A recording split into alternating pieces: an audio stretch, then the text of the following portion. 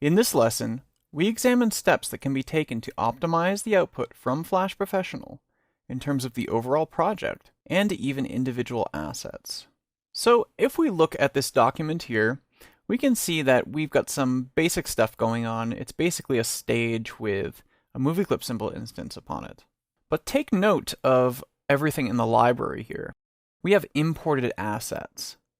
So optimization of imported assets is very important in Flash Professional.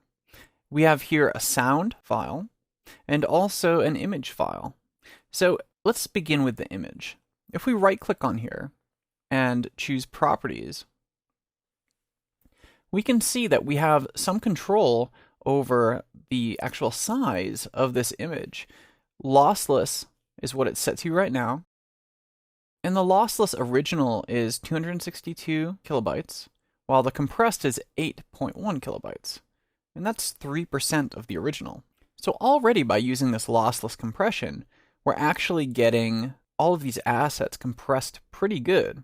But we can hit this little test button here and see how it shows up in this little preview. And this will actually preview for us how the compression will be applied and how it'll actually look.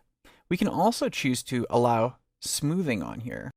And allow smoothing is going to allow us to, if we resize it on the stage, it'll smooth it. So it'll look a lot nicer when it actually gets compiled and published. So let's look at the other compression option, which is Photo JPEG. So already we can see that publish setting, even at 80 for Photo JPEG, it looks a lot chunkier here. You can see a lot of artifacting and some problems with how it's rendering. So if we want, we can choose some sort of a custom rendering here. So if I go up to 100, it still looks okay. You don't get as much rendering, but still this lossless compression keeps everything nice and crisp for us.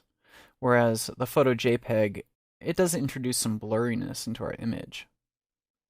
You'll notice too, if we go down to custom 0, that we definitely have some artifacting going on here. This is not something we would ever want to publish.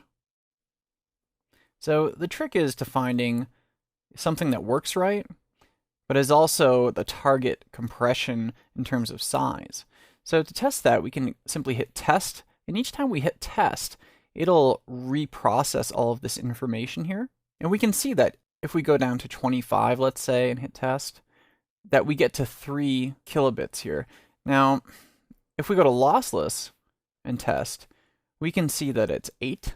So this gives us a really good idea of where we could go to sort of get that same amount of compression while retaining the same quality. So let's go up here. And it's really a game of just tweaking this and hitting test each time. So, in something like this, I'd rather just go with lossless. Unless you're really looking to compress this down, I don't think 8 is very bad at all for an image of this size. One other thing here is we can enable deblocking, which tends to remove a lot of the artifacting that happens. It's this extra filter there. So those are our options for bitmap images. I'm going to just keep this as lossless because it does a really good job at compressing while retaining the quality that I want. So let's go to our sound now.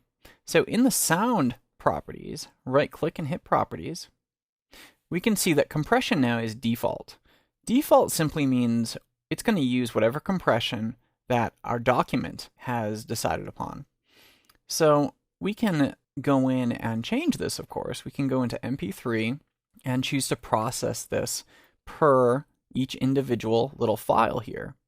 So maybe we want, one file to be nice and quality as far as the settings goes. And other files don't matter so much, so we can really compress those and chunk them down. It all depends on what you're doing. So you have full reign over these compression settings here and the quality. Quality here is going to determine how much time and how much processing Flash Professional actually takes to process this particular bitrate. So really, you're probably always going to want to choose best quality here. So if we go in and choose our basic document, so we've got the document selected, and we go into our publish settings. you'll notice that we also have these overall JPEG quality and audio settings that we can adjust. Now, these won't actually override any of the sound settings that we defined earlier unless we actually tick this box here to override those.